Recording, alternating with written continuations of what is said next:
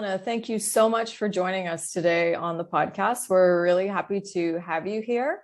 And I know we have a lot to talk about, so let's just jump right in. I've read your bio, but I think it's always good to hear a person's story. So why don't you tell us a little bit about your background and how you got into healthcare? What took you on this journey? Sure. Thank you so much, Pamela, for having me. I'm Dr. Sana Qamar. I am the medical affairs lead for vaccine and immune therapy at AstraZeneca. I'm also the patient centricity manager. So as a background, I am a physician and I originally belong to New Delhi, India.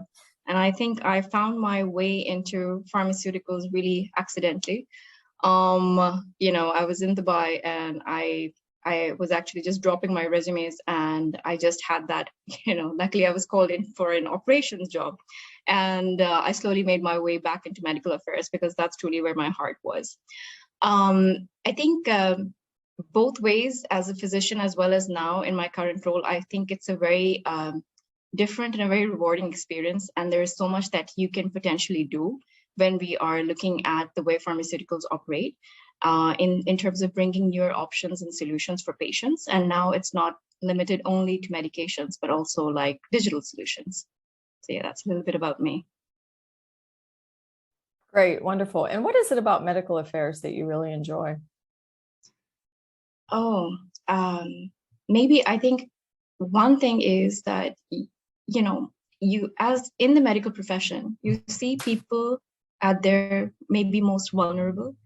And the kind of support that you can extend and the sense of responsibility you feel in that role it's really huge, right? And the reward or the feeling of fulfillment, if you've helped someone actually when they are dealing with something which is difficult, I think it's incomparable. So that for me is like one of the best, high points in my life. Yeah, I agree. I think one time, so when I was working in the corporate world, and my background was always healthcare, and one of the guys in HR came to me and he said, "What is the deal about healthcare?" And it's not that I never even thought about why is he asking me that? And people in healthcare don't walk around, really with any different feelings about the importance of their job, but to some extent you do, because when you're changing someone's life, or like you said, helping them at their most vulnerable, it's quite a rewarding thing. And it's not that, the healthcare sector and profession is better than anyone else, but I think, these two areas in life, healthcare and education, you can really impact a life in a very big way. Even the smallest thing can exponentially impact somebody's life. So I think you're spot on. And when you were younger, did you always think that you would go into healthcare? Or you said you kind of it found you by accident? No, I found myself in pharmaceutical by accident. So if I talk about a hereditary profession, we're all a family of doctors. It was kind of ordained for me that, of course, I'm going to be a physician. And previously I was working in the ER for around 4 years. And that is where you see like a plethora of different kinds of conditions that come to you. You have burns, you have heart attacks, you have infectious disease, you have different kind of episodes which may be dealing with psychiatry. So you really get a hands-on experience of meeting all kinds of people, their families, and then trying to see, so you really try to, like at that ER when I was there, I never had enough time to reflect, what the person's journey was before this particular incident. When I did make my move to pharma, and earlier I was working in cardiovascular, renal, metabolic. So I really got involved in trying to understand what goes behind, us developing these kind of diseases, which are like long, chronic, and lingering. So I think it's very interesting. And pharmaceutical was initially not at all something that I would have considered. And once I did enter the role first as an operations associate, and now, of course, into medical affairs, I think I'm addicted to the job. Because the way we are like moving towards, like, be it in terms of the, clinical evidence generation or medication or the education element that we have for patients and for physicians. And now people know so much more and they want to know much more, right? So really being able to partner with them and give them that information firsthand is really exciting. So yeah. Yeah, I agree. I love where medicine and healthcare has gone, and that it really empowers people to take control of their health in so many ways, or they didn't have enough information to do before. It really elevates the discussion with doctors, the expectations, and just the outcomes as well. So let's get into a little bit about, I know you're here to talk about the HealthGate app today. And before we start talking about the app itself, tell us a little bit about the journey of creating this app. Absolutely. So I think the idea really came across, like, I think in 2018, where AstraZeneca was looking at potentially partnering with new startups. So the bigger picture or the vision really is to try and work with different startup companies who are coming up with really smart solutions. So you have like a huge amount of work and research being done into diagnostics, which you can do from the comfort of your home by scanning it on your phone.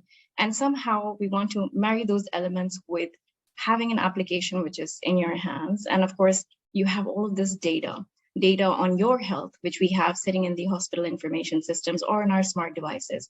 So we really wanted to be able to bring all of that together in one place. So that was the decision that, okay, fine. And we need to, of course, have, a voice to reach out to the patients. So that was the conceptualization of the application. So we started working with a company called Gendius, who basically deal with type 2 diabetes as a starting point. But of course, the application does cover many other different disease areas, both acute and chronic. And what we were really trying to look at is, so this particular startup, Gendius, had an algorithm or a risk, I wouldn't say calculator, but it helps you identify your risk really once you put in your parameters. So we partnered with them in creating an application, which is a little more holistic, because what we were wanting to do was localize the information that you get to read. So we wanted to give them a credible source of information. So we created that content that sort of goes, like from the local physicians of the area, and have that risk calculator as well. And what it also does, which is very unique, is it gives you real-time contact with your physician. So what happens is we have the application downloaded on our phones as people or patients, and the physician is able to also track my parameters on his dashboard on any laptop. So if I've missed a dose, or if my blood pressure was high on a particular day, if I have been missing to record my glucose readings, or if it has been high, he would be able to track that and basically trigger me to come back to the clinic so that I do adhere to my treatment. Because like with any chronic disease condition, one of the reasons for, why it's so stressful in managing them is just because it's hard. It's usually polypharmacy. You have so many drugs to take together. And it's really about behavior modification more than anything else. Changing behavior is really hard. So I think all the support that we can get, even through our devices and tools, is really, imperative. Agreed. Yes, changing behavior is very hard. I was just having this discussion with someone yesterday, because as a coach, if we need to change, whether it's type 1, type 2 diabetes, or whatever kind of diabetes it is, setting a new routine, getting used to it, and what motivates you, it is so important. How you're motivated, it has to come from your heart. It's not just like, hey, achieve this goal. Like you really need a lot of support sometimes to find the motivation to do some things. And when you talk about risk calculator, is that a risk calculator for diabetes? Yeah, so it looks at all of the parameters that would sort of segment you, like, okay, you need to take action, you need to go and see your physician. So diabetes is, if we talk about symptoms, unless somebody has had like a hypoglycemic episode, it's usually, you're not able to really say that you have type 2 diabetes in particular. And that's why it becomes even more dangerous, right? It's like a silent threat that always lives with you.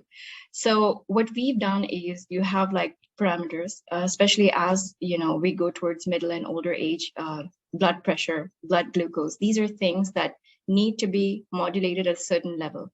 So all of these go into sort of segmenting you that, okay, these parameters are not in control. You need to go and see your physician, take action now. Or just even putting in that reminder that every 3 months, you basically do need to see your endocrinologist or internal medicine physician or GP, however it may be.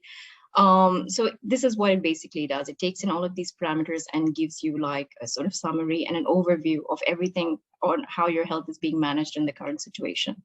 Okay, great. So it's the parameters that are coming from the doctor or from the laboratory. These are parameters actually. These are parameters actually that are coming from the patient. So It could be my smart devices. So my activity level, my blood glucose is something that I would be recording. So it is either manually input, or it could be something that buffers to the Bluetooth.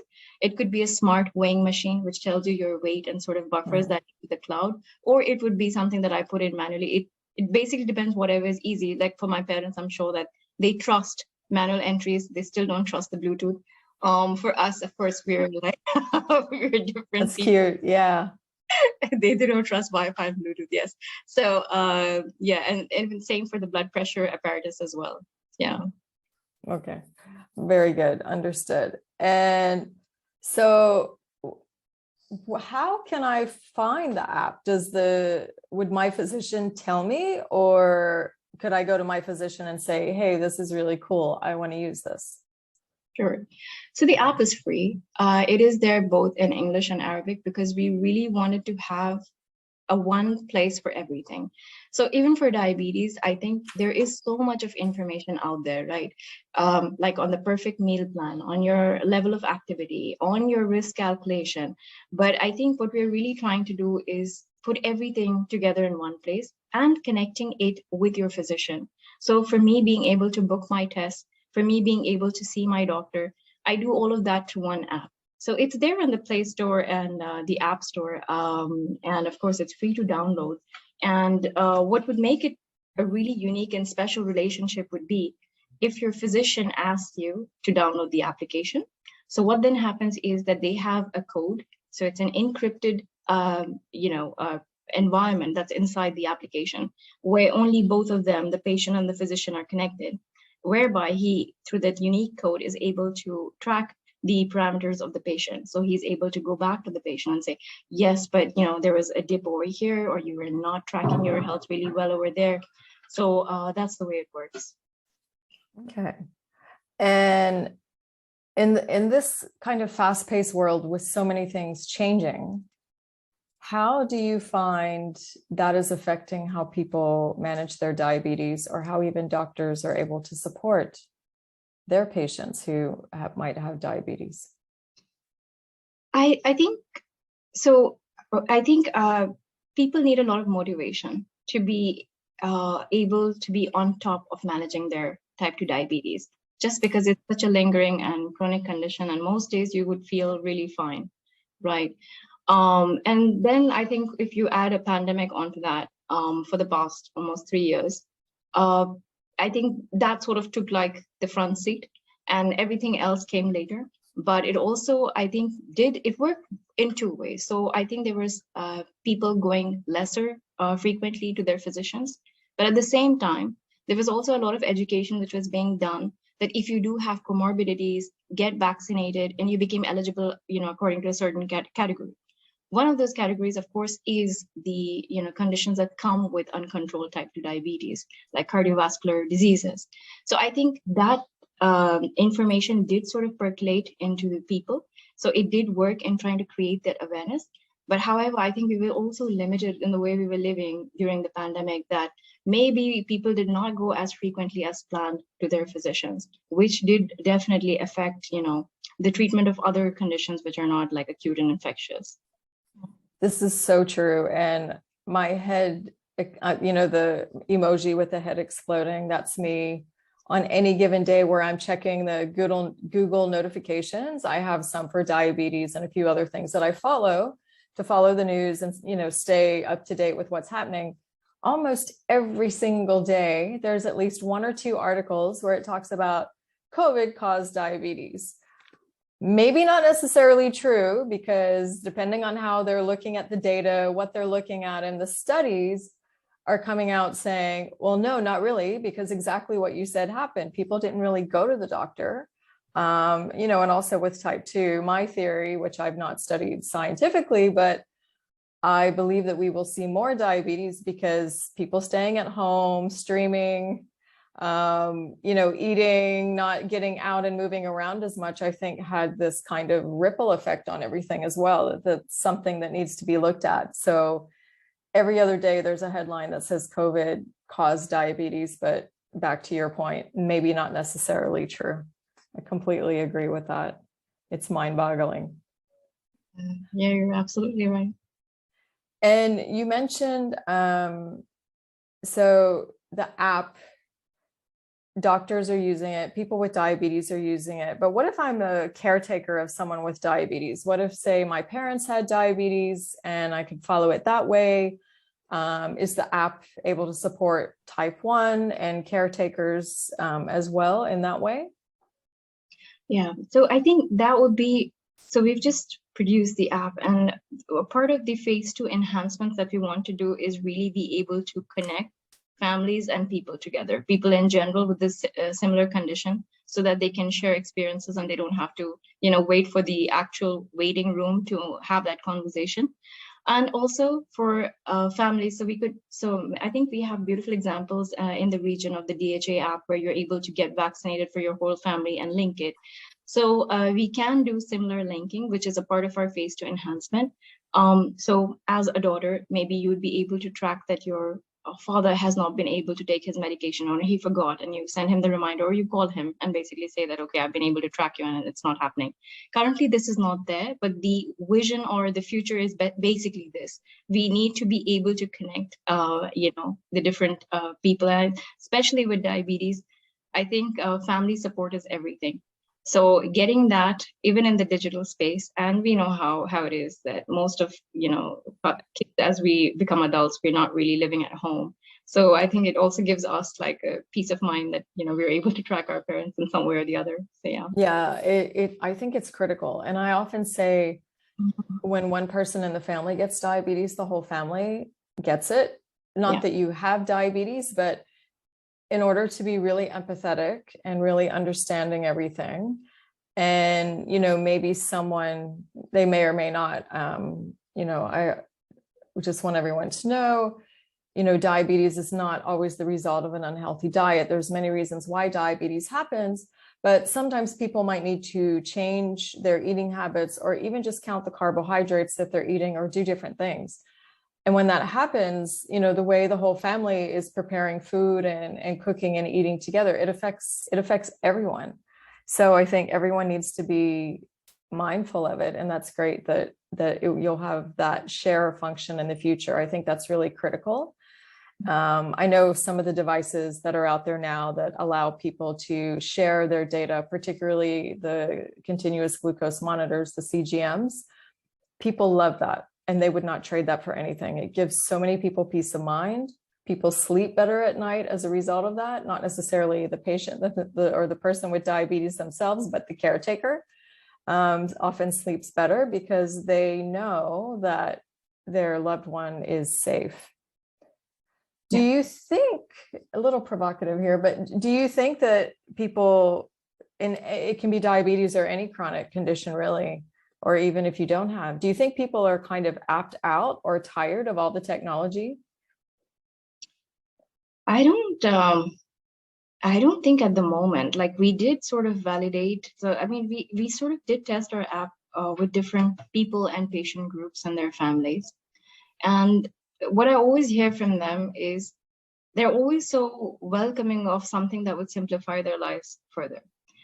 Are we going to stop using our phones? I don't think it's going to happen in the near future. I think I've been so dependent on my phone for the past 3 years. It's been my one friend.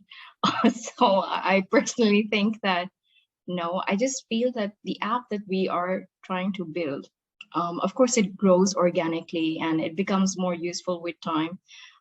Because there's so many, so it's not an app that AstraZeneca created alone. It's, with the help of onboarding the right partners from the region, both in the government as well as private sector. So I think as long as it can give you some value, give you some convenience in your life, it would be something that I think people would very, very much like to have and use. Yeah, I agree. Just sometimes I hear people they're apped out or they're tired with the technology, because diabetes is an all day, every day. It's relentless. It doesn't go away. You have to check it. Like you said, if you're ignoring it or you don't know that you have it, your blood sugar is running high, it can be quite dangerous for you. That's a challenge. That's a challenge. And sometimes we have some doctors and other healthcare providers that listen to the show. If they wanted to use the app for their patients, how would they get in touch with you?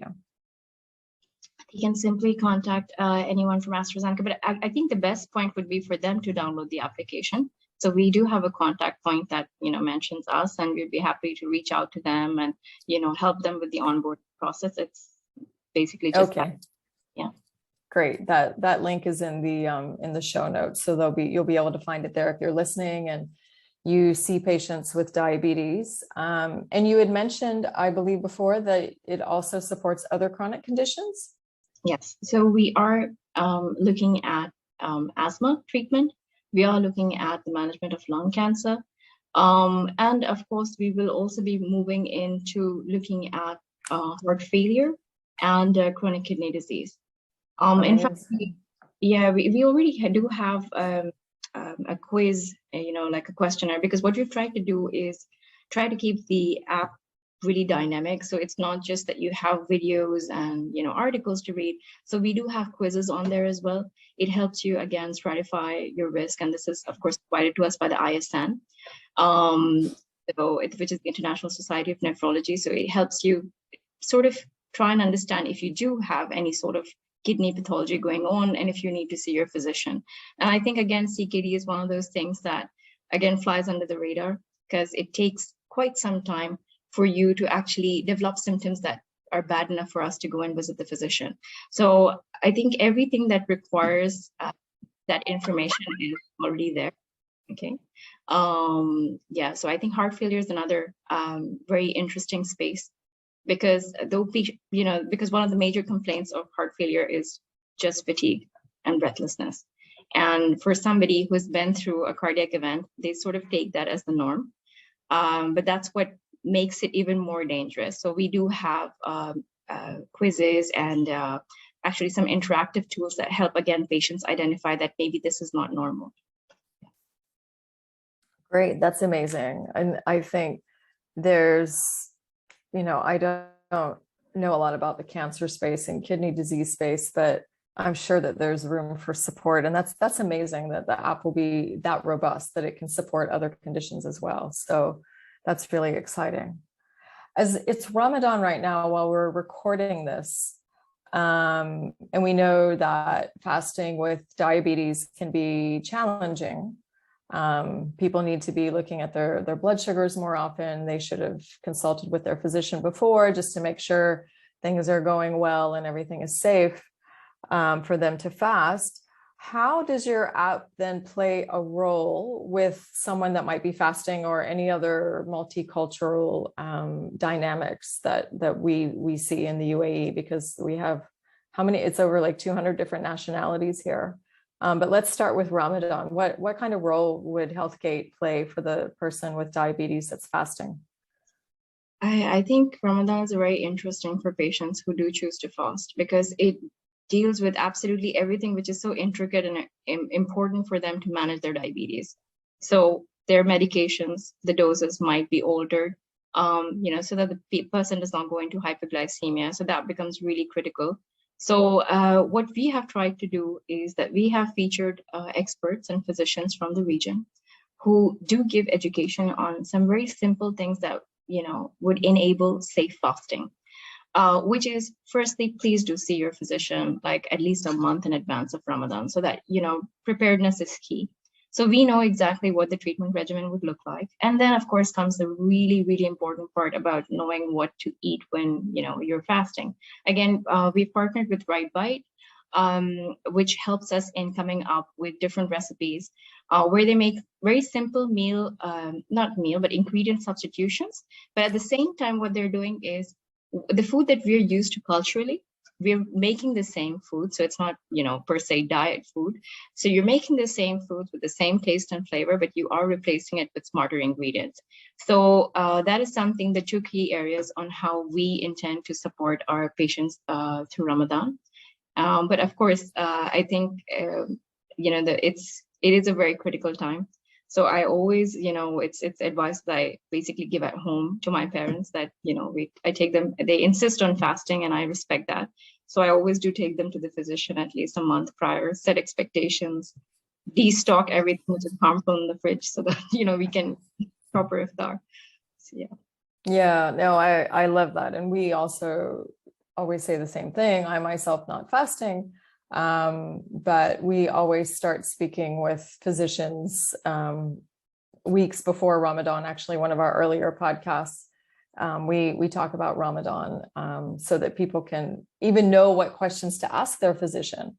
Sometimes, it's not really clear if you've had a change in medication, an increase in medication. If you notice your blood sugar change before Ramadan, that can kind of have this ripple effect when you start fasting. And one thing that I love the phrase that you used for cooking, to use like smart ingredients. I think that I love that phrase. I might borrow that sometimes because cooking is one thing and everybody loves food. Everyone has to eat to stay alive and thrive. But if we're using smart ingredients, like in coaching, we set SMART goals, and that's an acronym for, specific, measurable, et cetera, and all of that. But smarter ingredients, meaning those that aren't necessarily going to spike our blood sugar. They might be lower in carb. They might have more fiber. They might have more, nutrients that you need. I just really, really like that. And I think, outside of all the technology, this is something analog that we all need to be doing, whether you have diabetes or not. We need to be really smart about the ingredients that we're putting in our food when we cook, and also smart about what it is that we're eating, not, everything in moderation. But I love that, that phrase that you used. Yeah. And if I could just add, it's not, what I've realized, it's not always just about eating. It's also about just drinking water. And as we age, our thirst center goes down. We don't drink as much. And when you're fasting, of course, it's tough. You're not going to drink water. And even later, I have to actually convince my parents to drink water. So one of the phase 2 enhancements that we do want to have is, how you have a water reminder app. We do want to sort of also integrate that into the application so that, you have everything in one place, and that gives, this automatic notification. And particularly as people age beyond 75, it becomes harder for them to even remember that. That's true. A lot of, you'll find with a lot of elderly people, I think, this has even happened in my family. People fall really ill and sick, but the problem is they're just not drinking enough. They're getting really dehydrated in a very clinical sense. And that can be quite dangerous. They just forget to drink or whatever. So make sure you have your water bottle with you always. And if you're fasting, I believe the recommendation is, depending on your age and male, female, but 2 to 3 liters of water per day is what I was recommended by a physician if you're fasting. That, please correct me if I'm wrong. I'm not a physician, but water helps with blood sugars for sure. Yeah. Flushing out sugars and things like this. And so within the app, I want to shift a little bit. You mentioned in the description of the app that it has artificial intelligence, AI. How is the AI supporting the app or the user, let's say? Because with the AI, we want to learn more about either ourselves or our diabetes as we use it. So how is the AI supporting someone in managing their diabetes in the app? Yeah, I think there are 2 ways to look at this. So when we say artificial intelligence, so we have all this information floating in the cloud. Now, what we can do is anonymize all of this data. This is big data that is coming from the region. And what we can do is then analyze it. And what this gives is, it sort of gives you a check on the pulse of the country on that particular, disease area. So how good is the glucose control? How good is the blood pressure? What is the demographic of that population? So that's a bigger picture. For me, or for a person who's using the application, it sort of gives you like, an overview, or you have like a snapshot. So all of the reports that are basically you've been syncing in, it gives you an idea of your control in a way. So, and again, this marries up to the risk algorithm that we were sharing earlier. And it's different for every disease area. So of course, it's being provided by Gendis, and I think we've been through that in detail on how it's helping you identify your risk for cardiovascular comorbidities. It has something similar for every different disease area as well, be it asthma, be it lung cancer, just to help you understand exactly when we need to trigger a response and we need to get help. So that really is the personalized goal for the AI that we have sort of embedded in the app. Okay, so it's looking at it more at a macro level of all the data that you've collected. Okay, very good. Just want to understand that, because some people use AI in very different ways, and it's become such a buzzword. And don't get me wrong, AI is amazing. There's a lot of apps and solutions I admire, and they use AI. But one thing I noticed this year at Arab Health, AI was all the rage and what everyone was talking about and what everyone was focused on.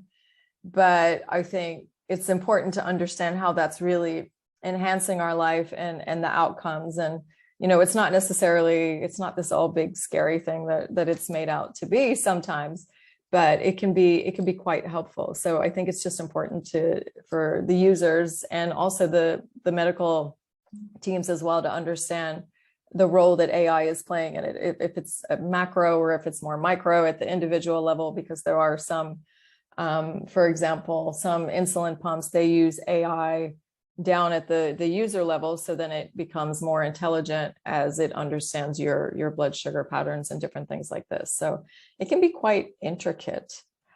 How have you found, okay, because, you worked here and in India, and how do you see the medical industry here in terms of adapting to digital technologies like your app? So I think the only consideration, so firstly, if I just comment about the UAE in particular, maybe, and I think it's very much mirrored when we talk about KSA as well. We have something called the Al Husn app, right? It's such a smart, beautiful application when you're in Abu Dhabi. It turns green if you're absolutely safe, because, in the previous 14 days you've been tested, you don't have COVID. It tells you that you need to get tested. Like, it is such a smart way of regulating and ensuring that people are safe. So that's one thing. The DHA has a wonderful app on vaccination as well, where I was saying previously that you can link your whole family members, get that appointment, and so I think the way apps are being managed in the country is really good. And what I think the sensitivity really here is about just being able to manage the data in a respectful manner. So what are the patient credentials that we as AstraZeneca would be responsible for? We do try to keep it at a bare minimum, just like the 7 basic things that basically help you set up a profile, because we do want to be able to respect that space for people. So we have I think the data exists with the government bodies in a much more detailed manner. And depending on the regulations of the country, it can be either shared. So like in some countries, it's easier to be done. And basically we can create the application to basically sync with the government app data as well. So it really depends. The potential is huge. It can be done. And I think what that would then do is it would give you this one platform for having everything, which is even like sitting at the hospital information systems, and it's being directly buffered to you with your real-time data, which is on the HealthGate app. So that would be the, I think, eventual goal and vision, because I think for any app to have the longevity and true success, we do need to partner with the governments of the region, Yeah, for sure. And they have special rules and regulations about data and how it's used, which is really great that they're paying attention to it. And it's just not going anywhere, like that no one has any real transparency or any idea what's happening to their personal data. And I was actually pleasantly surprised also to learn a lot of people that I speak with or a lot of clinics and other healthcare providers that use technology, their patients ask about it, which is fantastic. So that's not something that I expected when they told me that a few months ago. And they said, no, people ask, like, where's my data? Who's owning it? Where is it stored? You know, particularly for share apps and things like this. So the user is very savvy, which is wonderful. And I also do like the way that in the UAE, they're so forward thinking and very quick to create, adopt, and support technology. I mean, we really do. I mean, we have a museum of the future. How amazing is that? I've not been yet. Have you been? No, I've just used other apps to see it. Like I've just been looking at I haven't even done that yet. I saw there was kind of a wait. You need to schedule, and it was quite far booked out, and everyone's saying, oh, okay, when Expo finishes, there might be fewer tourists like trying to go see it, but I'm sure it will be busy. But I think the fact that we have a museum of the future is really cool, because it says a lot. And I think, you know, we're very forward thinking. I say we as a proud resident, but very forward thinking. And really, it's exciting to be working and living in a place that is forward thinking, and where apps like HealthGate can really add value and make a difference. So I think I've asked you all my questions. I don't know if there's anything that I've missed that you would like to share with me, because I could talk about diabetes all day. Like there's so much to talk about.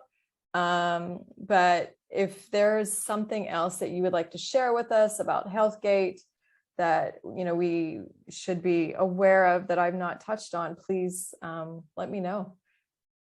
Oh, no. I mean, I just might like say, maybe just talk from my personal experience as I conclude. Like, I think I've studied medicine and I've worked in diabetes. And I think that is, more than 21 years, if I look at it, everything combined. Knowing all of this and just being so aware of all of this. But when I developed type 2 diabetes and when the symptoms were sneaking up on me, I just used to feel generally unwell and tired. And I never figured out what went wrong. And so I think till I went and I got my diagnosis, and then I had to really do a lot to try and I would never say reverse, because it can always return. But, you know, potentially reverse the diabetes, at least temporarily. A lot had to be done really aggressively, and whatever support I could get was not enough. So, I mean, just reflecting on my personal experience, I feel that you know, it is hard to understand, manage, engage, but it is very possible. And of course, you do need it takes a village, I think, to, like, you know, help you manage your condition, just so that you have that support and you don't feel isolated in your condition. And don't feel limited or deprived. So what we wanted to do with HealthGate is give that one sort of companion, a virtual companion that gives you everything, be it information or services. And we try to create a free and an affordable environment for people who would like to use it. And of course, this is just the beginning. With all the enhancements that we talked about, all of these are features that we need to plug and play into the application as we move forward. So with that, thank you so much for having me. Oh, thank you. Thank you for sharing that. I wasn't aware that you had type 2 diabetes, and I love that you talk about the word reverse, because we see everywhere social media, people are like, oh, it's so easy to reverse your diabetes, but this isn't like a reversible thing. And the reasons people get it, like I said, it's not necessarily food. It's not always lifestyle. There's many different reasons why our pancreas, the plural word, pancreas, one singular pancreas. There's many reasons why they may misbehave. Like, yes, all of us only have one, but I'm talking about the population of pancreas as a whole. They might misbehave for different reasons. And no two people are alike. And I love that you talk about the challenges, but also found a way to support people to make this easier. And it's so much easier when there's somebody that understands the condition behind the solution or the app that you're offering, because then you have empathy toward the real process and what the real challenges were, rather than just saying, hey, here's my app and use it. But because you have special insight into it, then that probably makes it that much better. So thank you so much for sharing your story with us, telling us more about Healthgate. It's very exciting. I'm sure people might have a lot of questions. If you do, please feel free to reach out and I can pass on your questions, or in the show notes, you'll find information about the app and other contact information. Thank you so much for joining us today, and hopefully I'll see you again soon, Sana. Sure, thank you. Thank you.